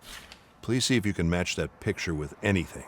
It's urgent. Understood. And if there are any fingerprints or any other clues you can extract. I'll start with the picture. I have hardware limitations for most other tasks. Yeah, I know. I'll build a decent scanner soon. Meanwhile, I'm sure my little project can be of some use. I will try. That's all I ask. Nothing else to put in there for now. So, anything interesting on the search last night? I found 2 parts of her lifeline that may help you, but only one is fully reconstructed. This one is a childhood memory that seems to be connected not only to the password, but also to her adult life. The other one is a recurring dream that started about 1 month ago, virtually every night. I'll need to brute force my way to a reconstruction for this dream. I'll notify you when I have something that can be uploaded. Interesting. Upload the childhood memory in the meantime, and keep working on that dream. Evie, please activate the control panel Carl was working on. It might be easier now that we have more than one memory available. Understood. And letter scan is in process. Nothing found yet. Thanks. Keep me posted.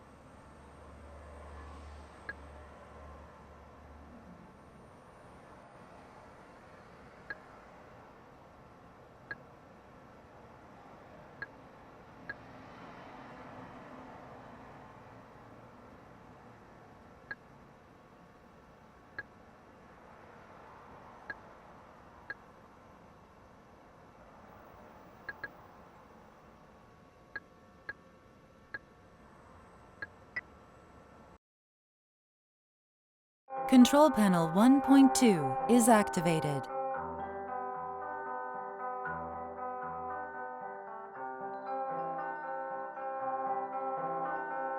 Evie, what song is this? Searching. I can't find a match in online databases.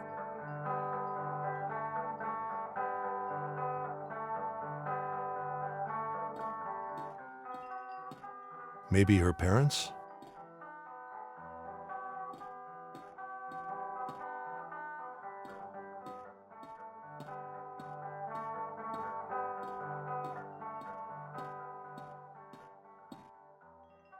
I wonder who the artist was.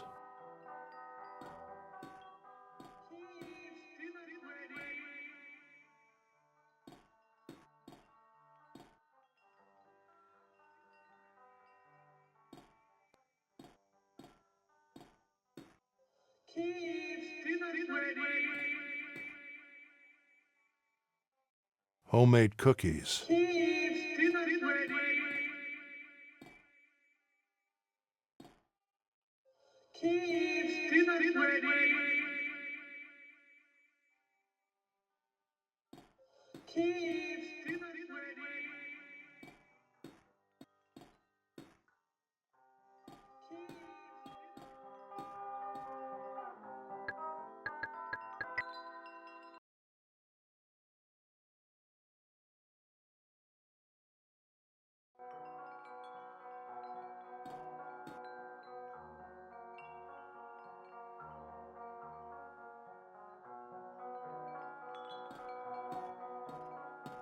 Her own version of things. Such beautiful innocence.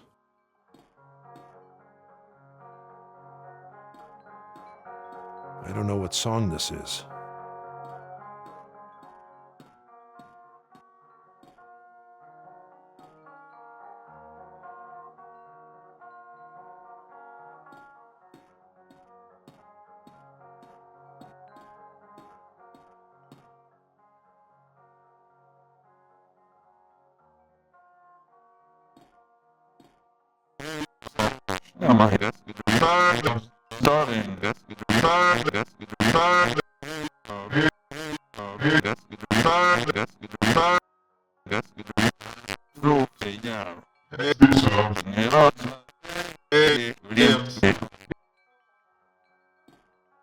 A time warp.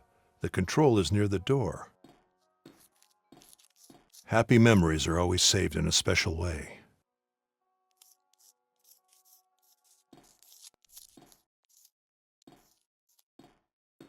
A spoon with books.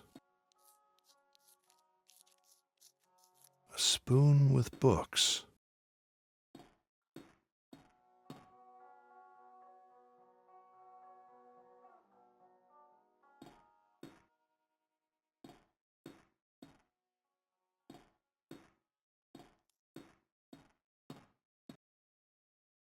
Someone unreadable and the magic mirror show.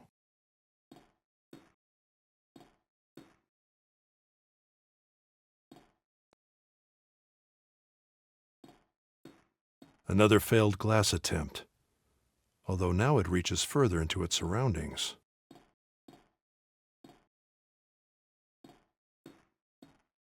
It doesn't like when I look at it.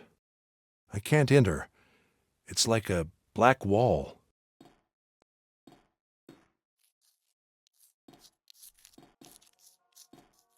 A time warp. The control is near the door. A time warp. The control is near the door. Maybe it works from the other side.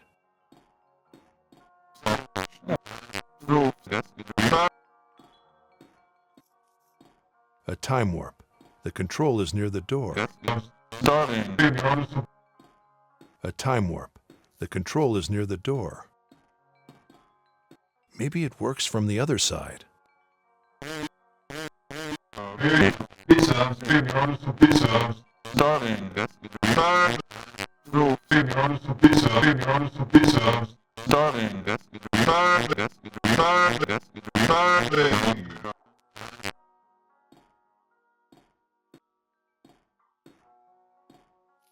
A time warp. The control is near the door.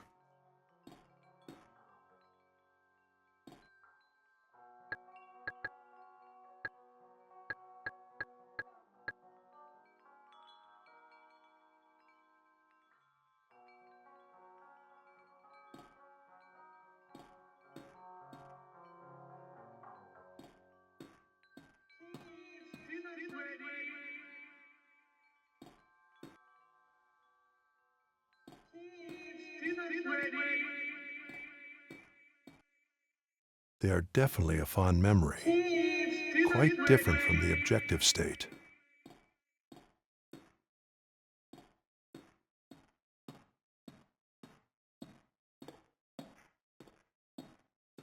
Could be a defense mechanism. Most likely. In current patch, they are unfiltered by default. Are they using my behavior? Yes. Good. This will give them a much broader expression range. Thanks for the warning, though.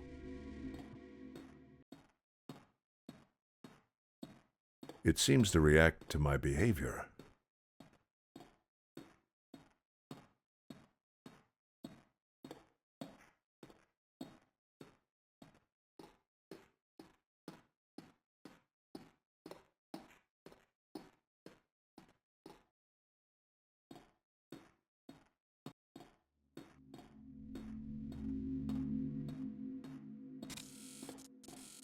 Happens only when I walk backwards.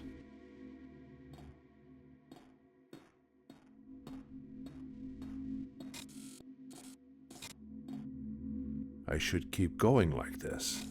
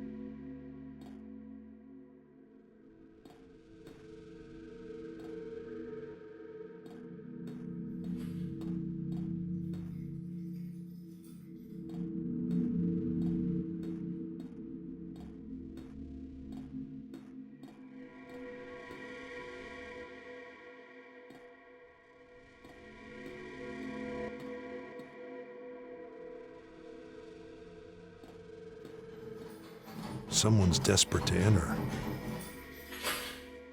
Someone's desperate to enter.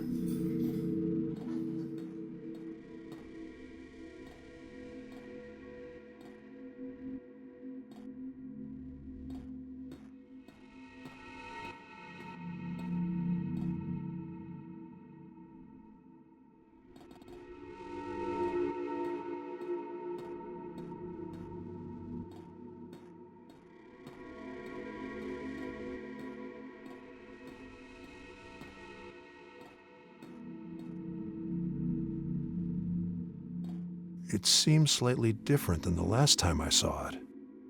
It seems slightly different than the last time I saw it.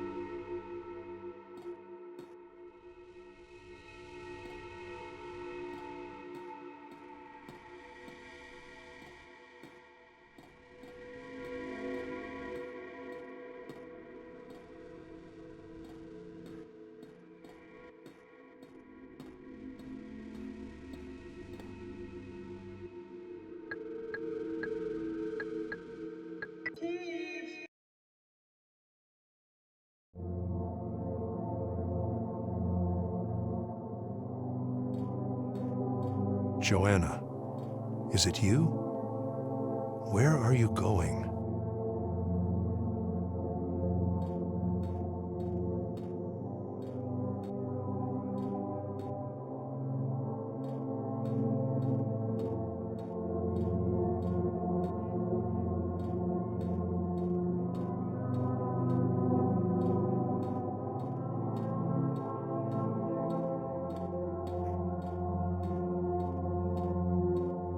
Are you Joanna as well? Are you leaving the house? The light seems like it's leaving the house from under the door. The light seems like it's leaving the house from under the door.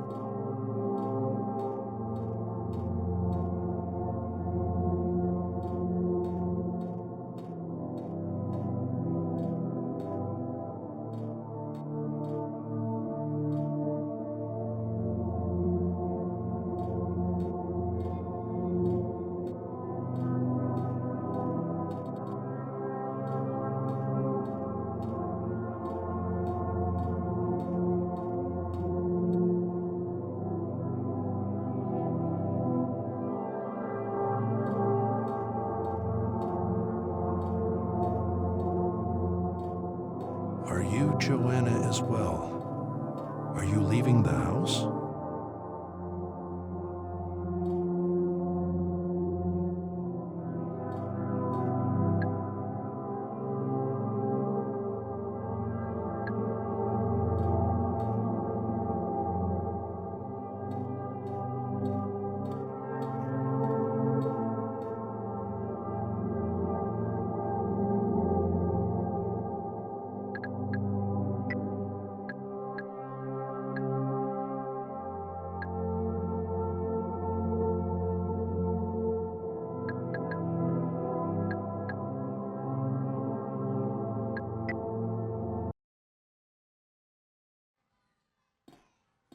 What are you looking at, Joanna?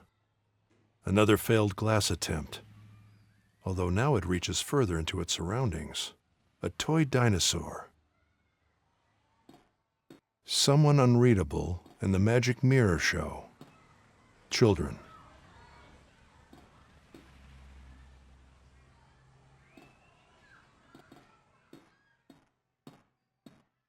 I can't enter. It's like a black wall.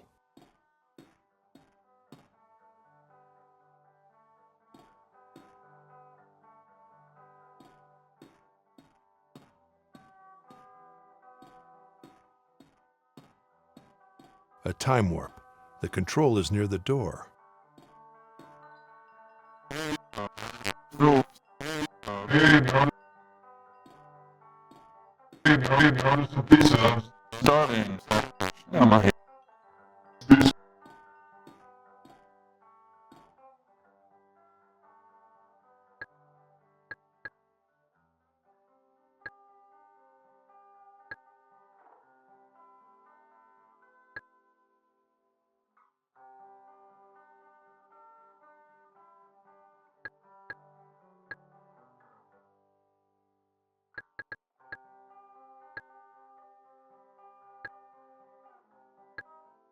Processing. I can't pinpoint an exact event for the area after the kitchen. Time is a moving variable there. I recommend keep going forward. It must lead somewhere.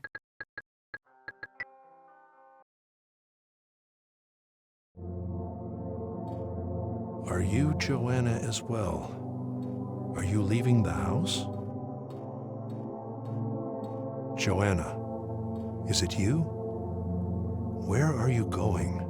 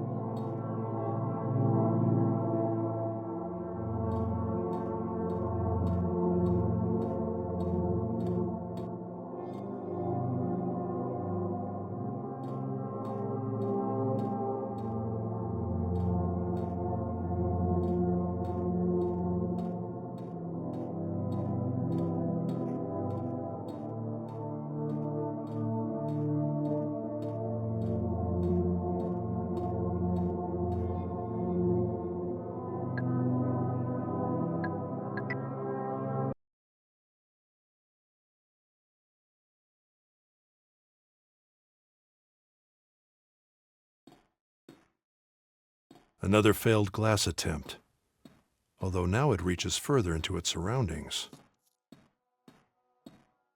A spoon with books.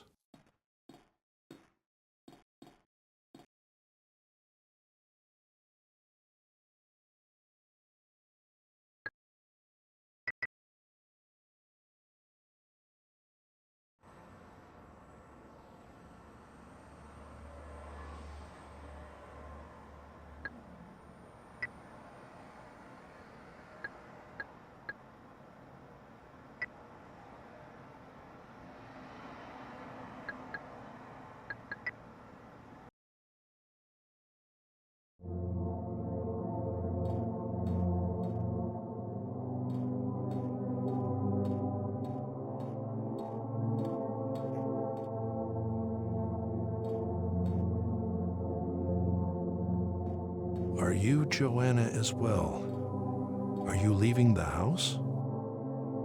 The light seems like it's leaving the house from under the door.